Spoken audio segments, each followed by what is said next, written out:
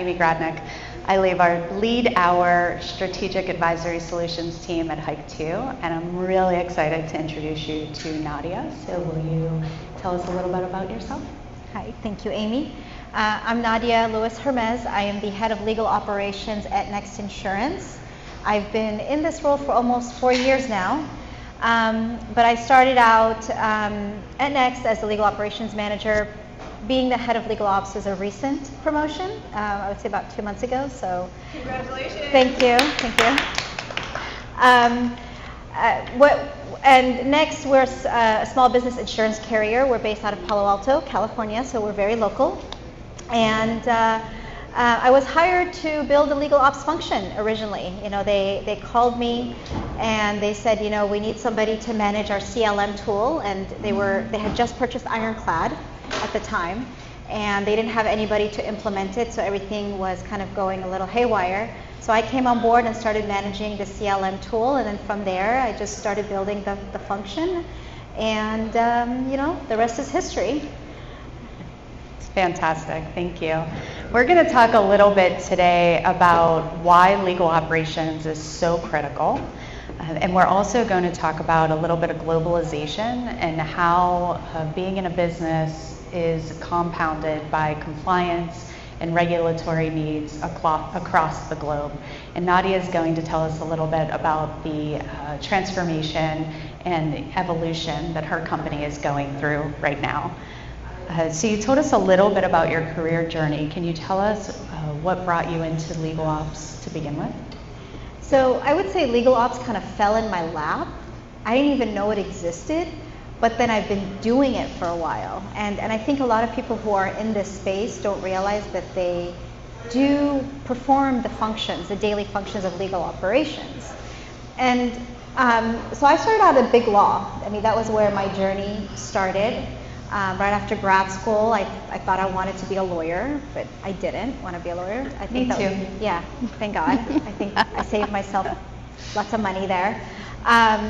But I started out as a paralegal at big law firms like Latham & Watkins and R. Carrington at Sutcliffe, and I ran trial teams for a good 8 years. But that essentially is what legal ops does. You know, you do manage processes, you do manage documentation and knowledge and teams and technology. And so going into legal ops was really a natural transition for me because a lot of these skills that I built at the law firm were easily transferable. And I got introduced to legal ops back in 2018 when I worked at Carbon 3D. It's a 3D print company just south from here in Redwood City. And Meg Nibby, who was the general counsel at the time, was the one who introduced me to the idea of legal operations. And then from there, I just flew with it, and I've been doing it since then. And I think it's been a marvelous transition.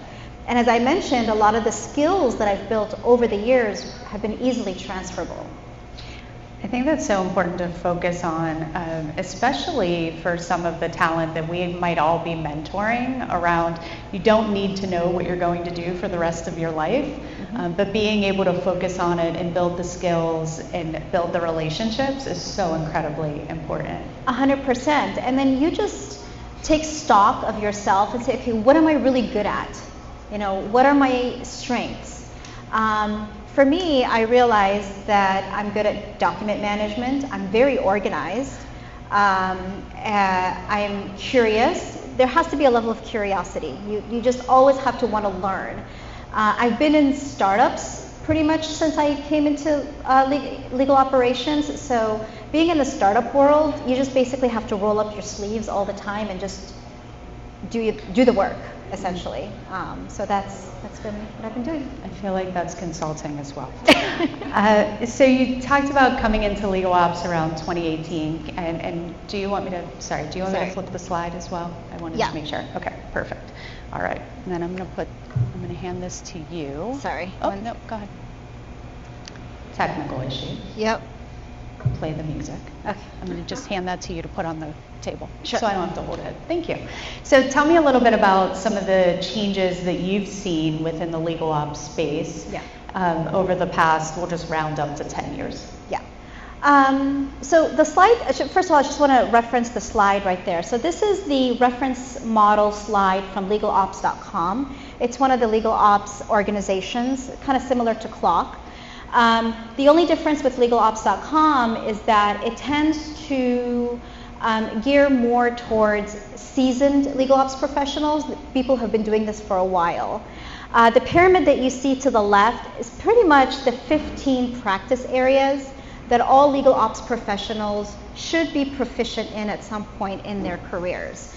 You know, you can have anything from financial management, vendor management, litigation, records management. So the scale keeps going higher, higher as you progress in your career. The little model on the right is as you progress in your legal ops career, you tend to go into more the leadership side of legal operations. And with leadership, you start to be, you know, to connect more with your internal stakeholders. You do cross-functional work. You collaborate. You influence. So a lot of the skill sets that you see, the practice area on the left, are then transferred over to the more leadership side, where you become more, you interact with the people aspect of legal operations, whereas on the left, it's the technical, the clinical work that you do on a daily basis.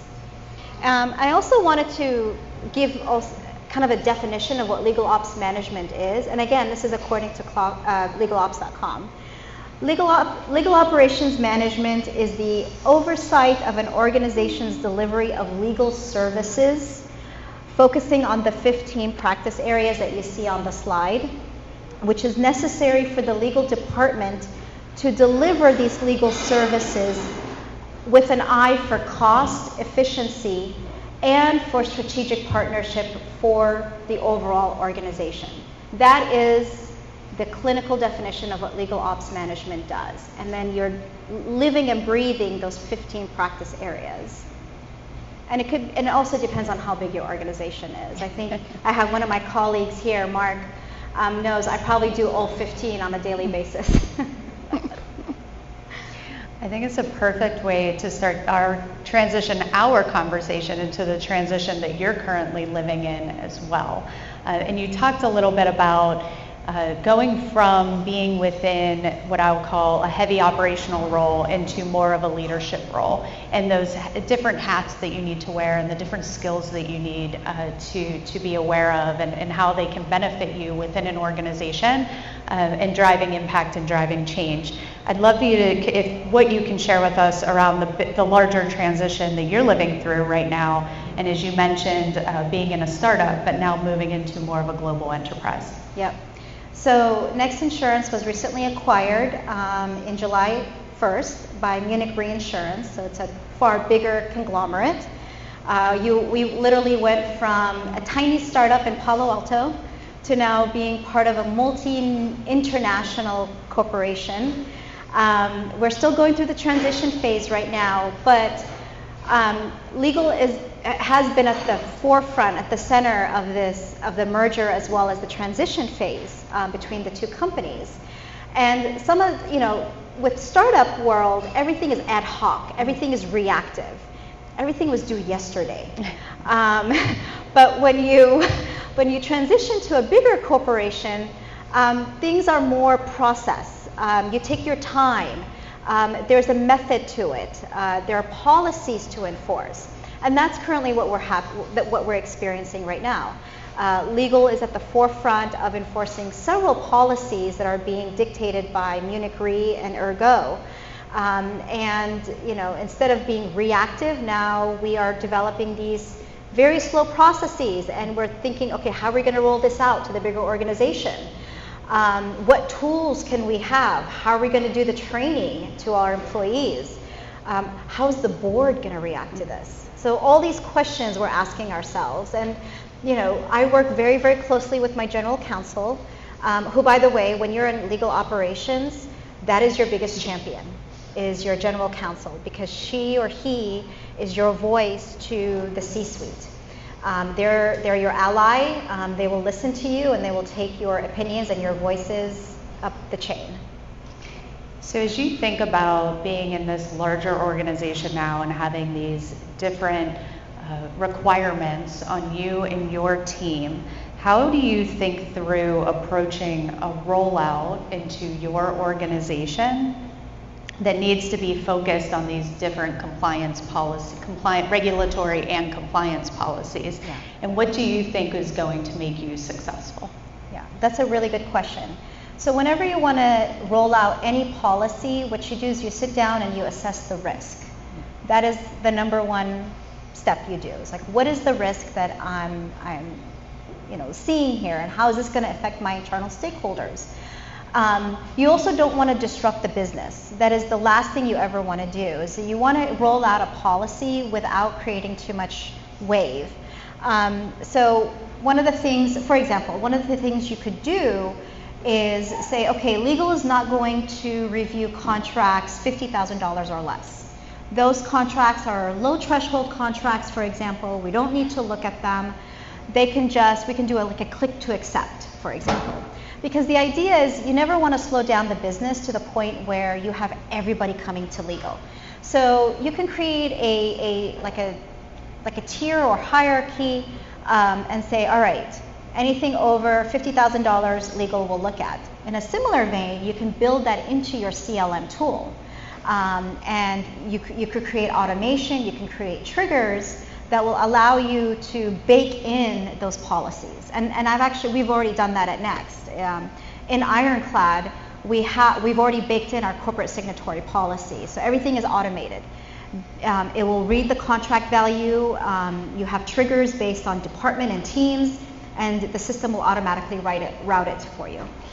As a recovering Chief Risk and Compliance Officer, I love the idea of being able to have the right governance in ensuring compliance without slowing down the business. 100%. Because it was always a struggle, is that balance between how much governance can you have versus how quickly does a business need to move. And so I love that that's what you're focused on. Can I add just one more point to that as well? You also want to better communicate the policy to your internal stakeholders. One thing I noticed, and I think a lot of us who've been in the legal space for a while, is we're very wordy. Like, legal people are just wordy. We just don't know how to get around that. Our wiki page, which I'm responsible for, is replete with so much information. I think a lot of people just don't like to visit the legal wiki page for Next. But what I try to do is make it as user-friendly as possible. So one of the things I've recently done is, as part of the transition with Munich Re and Ergo, is we have a set of policies that we need to roll out for the bigger organization. So what I did was I created pages on our wiki, but then I used Notebook LM as an AI chatbot. So I connected that to the wiki, and so people can go into the notebook and talk to the chatbot and ask questions, in particular about the policy. So the policy lives on the wiki. That's the home page. But then if they want to get to the specific questions without having to read 80 pages of policy, they can just utilize the chatbot. It's fantastic. It seems to be a common theme that we heard today as well, is that we have business users and employees in general that don't have the time or just don't want to spend the time reading all the knowledge articles and being able to have that type of real interactive search is so incredibly important. Can you tell me a little more about how you enacted that, or what was the biggest wins that you've seen? So we're in the process of rolling it out now, and so TBD on that. I have to get back to you, but this is really brand new. Our board just approved our anti-money laundering policy, our code of conduct, as well as our financial sanctions policy. So those are the big three right now that we're trying to roll out. There are 50 more to go. 50? Yes. Wow. 50. Can I give a better example? Please. So another example that we're currently doing is a third-party risk assessment for our vendors. That's another huge compliance and governance process that we're rolling out. So what we did was we implemented it as part of our procurement tool. So now what I do is any new vendor has to go through the OFAC check, as well as all the directors and officers of that particular company have to go through the watch list. So that is part of our third-party risk assessment policy now that is currently in effect. And it's, again, baked into our procurement and CLM process. That's a great process to be able to do. I'll give you a tip. Make sure you're taking a look at that on a regular basis, because as we know, companies change, and being able to do reassessment with vendors and who the directors and officers are of the company is a great way to stay in compliance and not get surprised. Yeah, because we've seen companies get sanctioned for failing to do that. Yeah, I mean, 100%. Billions of dollars, which is, can I just say, as part of legal operations, you know, people see legal as a cost center a lot of times. Yeah, it can be, but then also legal is a strategic partner for the business. And I like to look at us as profit protectors. You know, we are looking at these compliance, we are looking at these corporate governance, and we are protecting the company at the end of the day to ensure that it's, you know, they're not being levied fines or you know, huge bills because they failed to implement a policy. I couldn't agree more. I think if you have a very good risk and compliance and legal operations team, you can be a strategic enabler and differentiator for the business. 100%. 100%. Yeah. So we are wrapping up. Before we do, I do want to ask, I know we have a small group, but does anyone have any questions for Nadia? Please. Do you want to yell? Legal operations going in the future. As you see, some positions, there was an article that Mary O'Carroll, one of our union founders, posted a while back that high-up roles like chiefs of staff, some major Fortune 500 companies and others were not replacing those positions. Yes. So what's your thought process as you've taken a different approach to achieving your role at legal ops? What do you see for other organizations? Yeah. I'm going to repeat the Yeah, sure, question please. just for the recording, so I'm not going to do it justice. But just wondering, Nadia, where do you see legal ops going in the future and further transformation? Yeah, so legal ops is going to be a very pivotal role for all organizations moving in the next, say, decade or so. And the reason being is that more and more of the legal services work is coming in-house. And so CEOs are requiring way more work from their GCs and CLOs. That work is passed on to the legal ops professionals. So you are literally just an extension of the Office of the General Counsel. And so as you grow with the organization, you can, you know, go into the more leadership positions like head of legal operations or director of legal operations. But some of us actually, the natural progression now is more of the business aspect, and you become more of the chief of staff to the Office of the General Counsel. So you're seeing that more and more, and I see it, you don't see it present day, but I do see it in the next 5-10 years. And it could be you can have a legal background, you can have a business background, but anybody who becomes that strategic extension to the Office of the General Counsel can be a pivotal function in that role. And I'll add, what we've seen in working with some of our clients is that some of these roles are being tweaked, so maybe not eliminated or not replaced, but the function of a chief of staff, when I'm meeting with some of the legal teams, includes strategy for the department, includes technology and ownership of the tools that the legal organization has. Where in the past, I think that was a little bit fuzzy and maybe at times spread out within the organization, but is evolving to be that strategic partner to the business. And I think that's really important as well. And I would argue the skills to the right there encompass everything that a chief of staff or somebody, director of legal ops, should have. Yeah, and I'm seeing also teams saying, and I think we heard it on another chat today, which was less entry-level staff, because they see that the tools and the agents and some of the automation can handle the work that some of the more junior team members within legal ops would have handled. And again, seeing more of that higher level work being within the team versus using outside counsel. 100%, which I think is great. yeah. Other questions, please? Hi. Just given that the role itself seems to be growing a lot, Mhm. there's obviously a big need that continues to kind of grow for it. Is there any sort of trade-off that you expect from people that are trying to get into legal ops between having some of the skills that are on the left that are more so kind of, functionality or capability sets that you should be familiar with versus, a natural knack towards things like the leadership and personal effectiveness, Yeah. knowing that you're going to have to continue to kind of grow the role and knowing that you're going to need to play that partner to the business? Yeah. Are there any trade-offs between the more heavy operational type of skills versus the leadership skills? Did I say that okay? All right. I would say if you're starting, again, it depends on what your background is and what your experience is. Everybody has to start somewhere. I honestly, I didn't even know what legal operations was until I started doing it at Carbon 3D. And I started with CLM management. You have to start with something and then you build on that. And then from CLM management, I went to vendor management.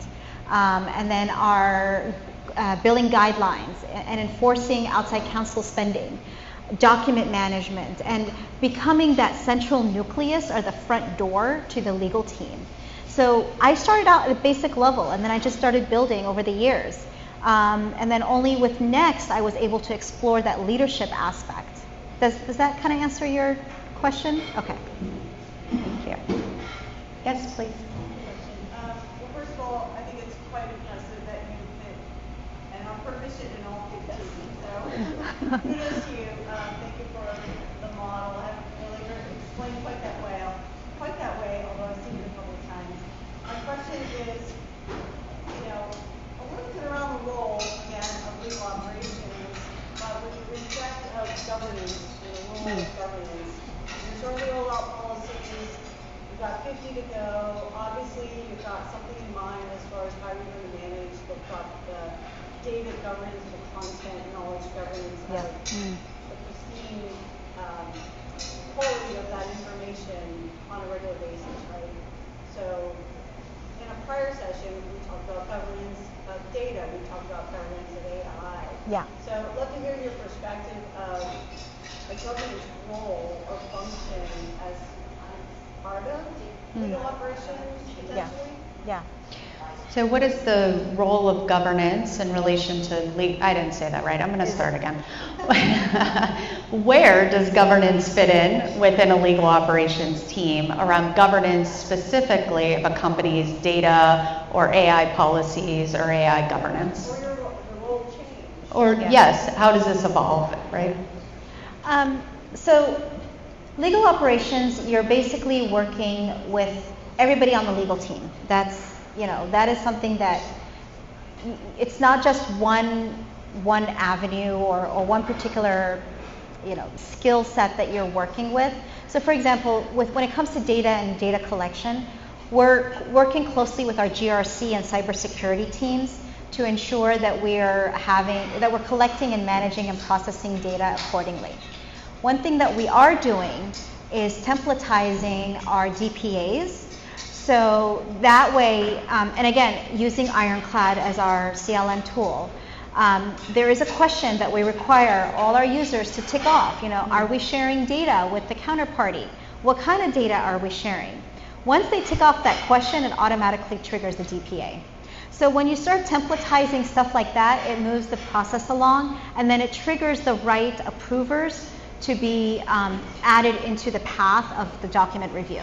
So not only is the vendor contract being reviewed, but now the DPA and all those other data privacy issues are also being considered within the workflow. The other thing that we've done is we have an AI policy, AI use policy that we've rolled out as well. Insurance being a very highly regulated industry, I always say 50 states, 51 different rules. We're required by certain departments of insurance to have an AI policy and how AI interacts with our customers and our insureds. So that is something that we require everybody in the company to know. We train them on it on an annual basis as part of our data privacy and cybersecurity training. So it's all rolled into one. I think it's a great question too, and that was a fantastic example. I think at times it depends on the size of the company too, and where these things sit. And if you see compliance for an organization, if it sits within legal, I would say generally legal operations is responsible for overall governance. Sometimes it does not sit within legal, and it might sit within risk, or sometimes I've seen it within finance. And at that point, I think it, again, depends on where within the organization it sits. But absolutely, to your point on the alignment with legal, has to be there. It has to be there. Great question. We have time for one or two more before we wrap up. Anyone else? All right, so Nadia, if you could give one piece of advice to legal ops professionals preparing for transition or global growth, similar to what you and Next Insurance are going through right now, what would it be? You have to hold the mic. Oh, sorry. So I'm reminded of a quote by Maya Angelou, and I'm probably not doing it justice, but I'm going to paraphrase. People may never remember what you said to them. People may not remember what you did for them, but they will always remember how you made them feel. And that is how I approach my day-to-day as a legal ops professional, because I feel like I'm the front door to the legal team. I'm providing legal services to my internal stakeholders, my internal clients, and it's how I make them feel, and by willing to help them and be available to them, I think that is the crux and the mission statement for all legal ops professionals. Thank you so much for sharing. Absolutely, for sharing your journey and your career journey and this journey as well. Appreciate it.